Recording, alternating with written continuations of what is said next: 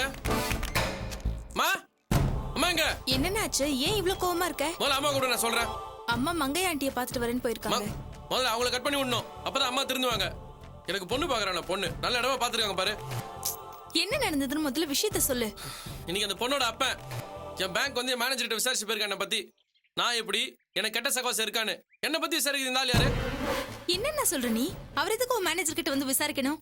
அவ்வளவு நம்பிக்கை இல்லாத ஆளு எதுக்காக பொண்ணை கட்டி கொடுக்கணும்னு நினைக்கிறாரு? வீட்டுக்குள்ளேயே பத்திரமா வச்சுக்க வேண்டியதானே? என் மேனேஜர் கிட்ட விசாரிச்சதுல கூட பரவாயில்ல, என் ஆபீஸ் பியூன் அவங்க கிட்ட கூட என்ன பத்தி விசாரிச்சிருக்கான். நான் ஆபீஸ்ல இல்லாம போயிட்டேன், நான் மட்டும் இருந்ததுன்னு வை அதனால உண்டில நான் இருப்பேன். அண்ணா இது கூட நமக்கு நல்லதுக்கு தான். இதுக்காக நீ கோபப்பட வேண்டியதே இல்ல. இப்படி ஒரு சந்தர்ப்பத்தை கடவுளா பார்த்து நமக்கு கொடுத்திருக்காரு. இப்பதான் நமக்கு சரியான துருப்பு சீட்டு கிடைச்சிருக்கு. இத வச்சு பூந்து விளையாட வேண்டியதுதான். புரியுற மாதிரி சொல்ல. அண்ணா இந்த பொண்ண வேண்டான்னு தட்டி கழிக்க எந்த காரணமும் இல்லாம இருந்துச்சுல்ல, இப்ப தன்னால வந்து மாட்டிக்கிச்சு பாரு.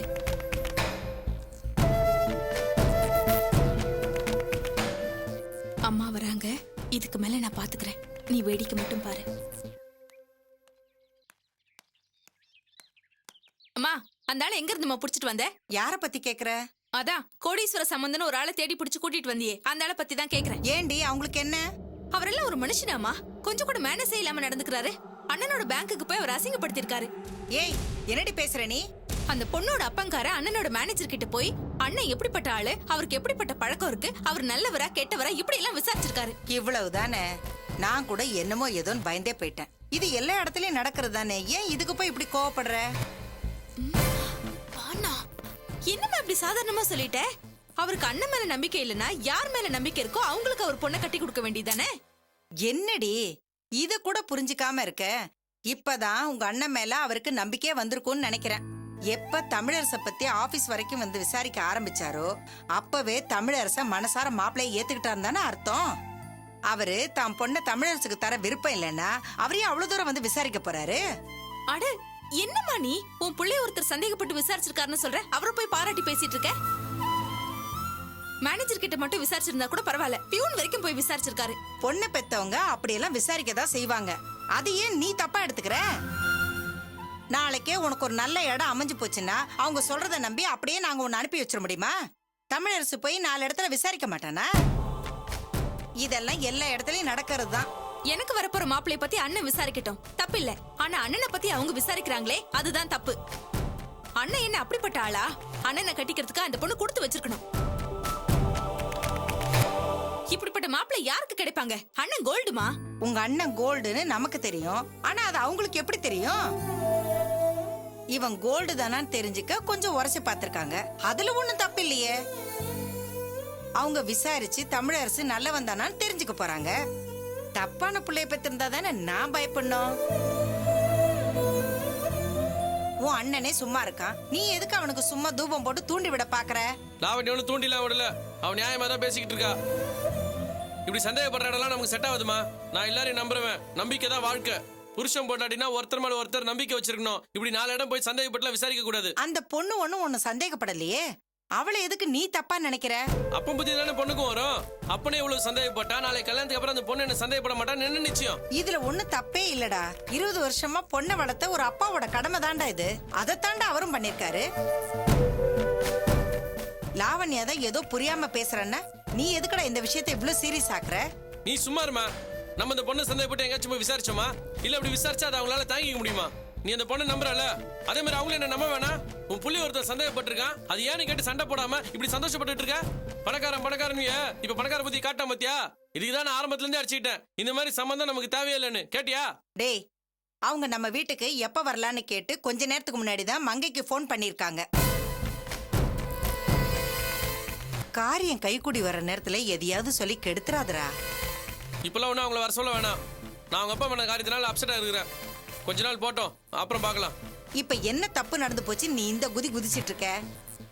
அந்த பொண்ணுக்கு உன்னை ரொம்ப பிடிச்சு போச்சுன்னு அவங்க அப்பா மங்கைக்கு போன் பண்ணி சொல்லியிருக்காரு. அதனாலதான் அவங்க இந்த விஷயத்துல வேகமா இருக்காங்க. ஒரு நல்ல நாளா பார்த்து அவங்கள இங்க வர சொல்லுவோம். அன்னைக்கே உன் கல்யாணத்தை நிச்சயம் பண்ணிட்டு அப்படியே வெத்தலை பாக்கையே மாத்திரலாம். சும்மா மனசை போட்டு குழப்பிக்காம நான் சொல்றபடி கேளு, எல்லாம் சரியா நடக்கும்.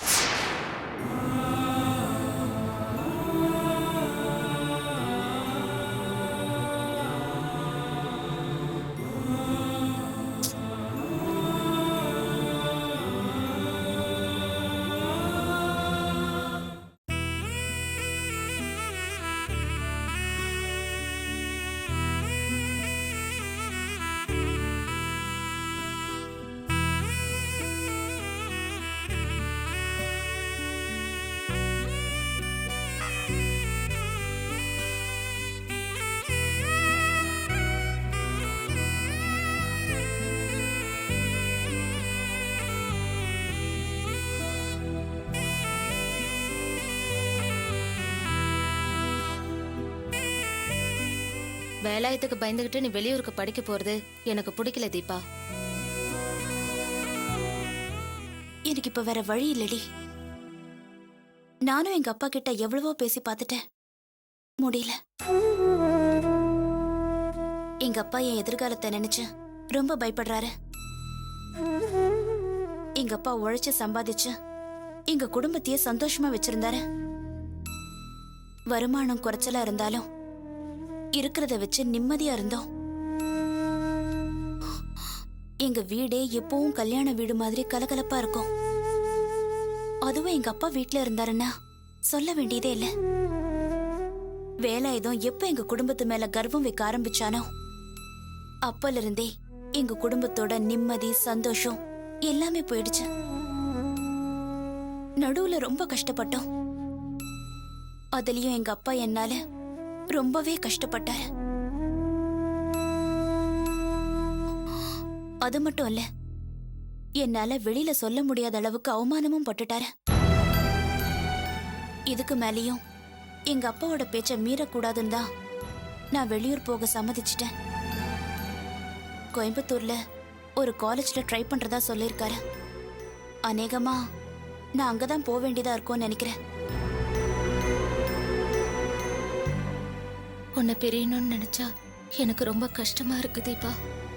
நீ வெளியூருக்கு போறது என்னை விட துளசிக்கு தான் ஒரு பெரிய இழப்பா இருக்கும். இந்த விஷயத்தை கேள்விப்பட்டானா அவ எப்படி தாங்கிக்குவான்னு தெரியல. என்னாலையும் உன்னையும் துளசியும் பிரிஞ்சிருக்க முடியாது. ஆனா இப்ப எனக்கு வேற வழி தெரியல. நான் போய் தான் ஆகணும். கல்யாணி, நீ எனக்கு ஒரு உதவி பண்ணணும். சொல்லு தீபா. இன்ஜினியரிங்க்கு கவுன்சிலிங் இன்னும் 2-3 நாள் ஆரம்பிக்க போகுதுன்னு சொல்றாங்க.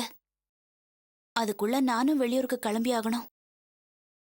கடைசியா ஒரு தடவை நான் துளசிய பார்க்கணும்னு ஆசைப்படுறேன். என்னடி உளற? கடைசியா பார்க்க ஆசைப்படுறேன்னு சொல்ற? வாயில உன்னை போட்டுன பாரு. ஏன் இப்படி ஏடாகுடமா பேசுற? நீ இப்படி எல்லாம் பேசுறவ இல்லையே.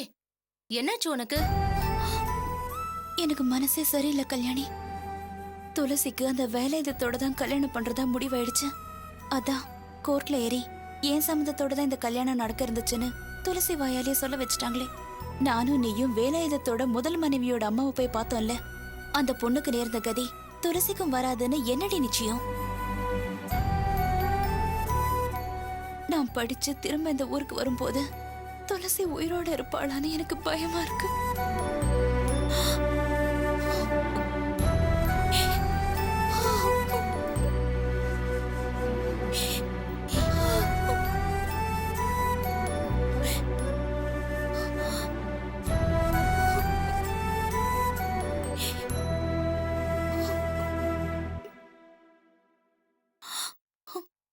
துளசி வாழ்க்கையை காப்பாத்தணும்னு எப்படியோ போராடி பார்த்துட்டேன். கடைசி வரைக்கும் அது முடியாமலேயே போயிடுச்சு. என்னால இதுக்கு மேல ஒண்ணுமே பண்ண முடியல. நான் துளசியை விட்டு பிரிய போறோமேங்கிற கவலையை விட அவ வேலாயுதத்தை கல்யாணம் பண்ணிக்க போறாளேங்கிற கவலை தான் எனக்கு அதிகமா இருக்கு.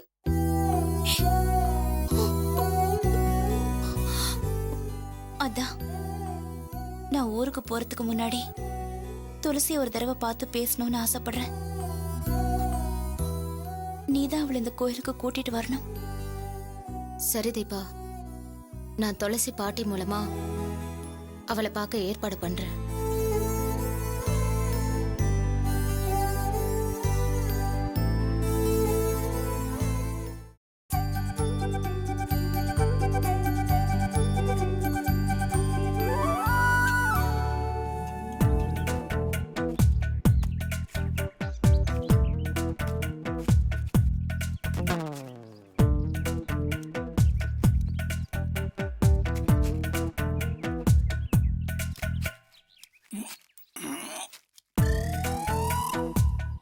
என்னடா யூனிஃபார்ம் போட்டுக்கிட்டு வேப்பங்குச்சி சீவிட்டு இருக்க? டியூட்டிக்கு போகலையா? இன்னும் டிஃபன் ரெடி ஆகலப்பா. அதான் டைம் வேஸ்ட் பண்ணாம கேப்ல இந்த வேலையை பார்த்துட்டு இருக்கேன்ப்பா. டூத் பிரஷ் கம்பெனி ஆரம்பிக்க போறப்பா. என்னது டூத் பிரஷ் கம்பெனியா? என்னடா சொல்ற? நானே வருஷத்துக்கு 2 பிரஷ் தான் யூஸ் பண்றேன். அதையே வாங்கி தரத்துக்கு உங்க அம்மா மூக்கால் அழுகிறா. உங்ககிட்ட எவன்டா வாங்குவான்? அப்பா, நம்ம ஆளுங்க முதல்ல கண்டுபிடிச்ச டூத் பிரஷ் இந்த வேப்பங்குச்சி தான். இத அழகா செஞ்சு ஒரு பாக்கெட்ல 35 பீஸா போட்டு சேல்ஸ் பண்ண போறேன். எப்படி? ஏண்டா இந்த சிட்டியில எவன்டா வேப்பங்குச்சியை வாங்கி பல்லு விளக்குவான்? ஐயே, இதுல தான் புதுமையே பண்ண போறேன். சிட்டில இருக்கிற ஜனங்களுக்கு இந்த மாதிரி வேப்பங்குச்சி கிடைக்கிறது கஷ்டம். நம்ம இதையே அழகா பேக் பண்ணி வித்தா எப்படி இருக்கு பாப்போமேன்னு வாங்கி பாப்பாங்க. இதோட அருமை மட்டும் தெரிஞ்சது அப்புறம் விடவே மாட்டாங்க. டேய், நீ சொல்றது கேட்கறதுக்கு நல்லா இருக்குது. ஆனா காலையில 8 மணிக்கு ஸ்கூல் வேன் வந்து ஹார்ன் அடிச்சிட்டு நிப்பான். அந்த நேரத்துல வேப்பங்குச்சி எடுத்துட்டு பல்லு விளக்கிட்டு இருக்க முடியுமா? இதெல்லாம் பழைய விஷயம்டா. பழைய விஷயம் தான். ஆனா அதை புதுமையா பண்ண போறேன். ஜெயிச்சு காண்டதுக்கு அப்புறம் பாரு. சாம்பிள் பீஸ் எப்படி இருக்குன்னு சொல்லு. இவன் ஒருத்தன் இருக்கிறத விட்டுட்டு பறக்கிறத பிடிக்கிறான். அம்மா, என்னடா டைம் ஆச்சுமா. டிஃபன் ரெடியா? டிஃபன்லாம் ரெடியா தான் இருக்கு. ஹேமாவை காலேஜ்ல விட்டுட்டு அப்புறமா வேலைக்கு போ. ஐயோ, எனக்கு அந்த வேலையே வேணாம். இன்னைக்கு சென்ட்ரல் மினிஸ்டர் வராரு, ஏர்போர்ட்ல டியூட்டி போட்டிருக்காங்க. நான் சீக்கிரம் போகணும். தினம் யாராவது வந்துட்டு போயிட்டு தான்டா இருப்பாங்க. கொஞ்சம் வீட்டு வேலையும் பாருடா. ஏமா, நான் பாட்டு சொல்லிக்கிட்டே இருக்கேன், நீ பாட்டு இப்படி பேசிட்டு இருந்தா எப்படி? நான் ரெடி, போலாமா? ஹேமா, நீ பஸ்ல போமா, எனக்கு வேலை இருக்கு. அண்ணா, டேய், மத்த நாளா பஸ் ஏறி போயிடுவாடா. இன்னைக்கு காலேஜ்ல ஃபர்ஸ்ட் பரீட்சையா, அவளை கொண்டு போய் விட்டுட்டு அப்புறமா போயேன்டா. அப்பா, கொஞ்சம் வாங்கப்பா.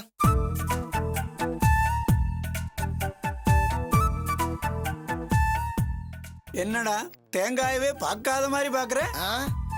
ஏம்பா, இந்த தேங்காய் விலைய 4 ரூபா தான் இருக்கும். இத நீ 2 மணி நேரம் உரிச்சிட்டு இருந்திருக்கிற.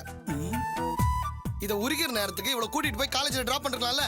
டேய், உங்க அப்பா காலேஜ் போய் சேரத்துக்குள்ள ஹேமாவுக்கு பரீட்சையே முடிஞ்சிரும்டா. ஏன் நீ கொண்டு போய் விடுறது? நீ தான் ஏரோப்ளான்ல கொண்டு போய் விடுவே இல்ல?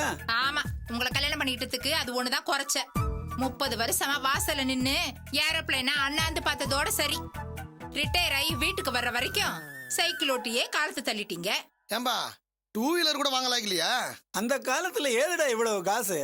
150 ரூபா சம்பளத்துல உங்களை படிக்க வச்சு சோறும் போட்டு காப்பாத்தி இருக்கேன்.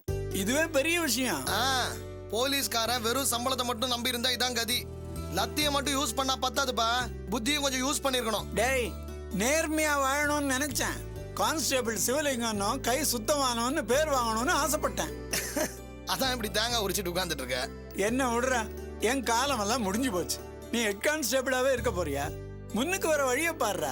டிபார்ட்மெண்ட் எக்ஸாம் எழுதி SI, இன்ஸ்பெக்டர், அசிஸ்டன்ட் கமிஷனர்னு படிப்படியா முன்னுக்கு வர வழியை பாப்பியா?